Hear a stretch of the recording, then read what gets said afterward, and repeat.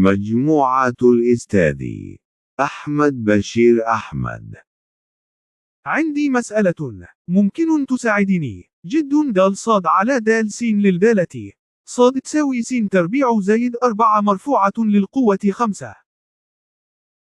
طبعا، نستخدم قانون دالة الدالة. إذن ما هو قانون دالة الدالة؟ د صاد على د س يساوي تفاضل القوس في تفاضل ما بداخل القوس. أي القوة القوس كما هو مرفوع للقوة ناقص 1 في تفاضل ما بداخل القوس. ممكن نطبق القانون على مسألتنا المعطاه. نعم، د صاد على د س تساوي 5 قوس س تربيع زائد 4 مرفوع للقوى 4 في 2 س. هل يمكن أن نختصر الإجابة؟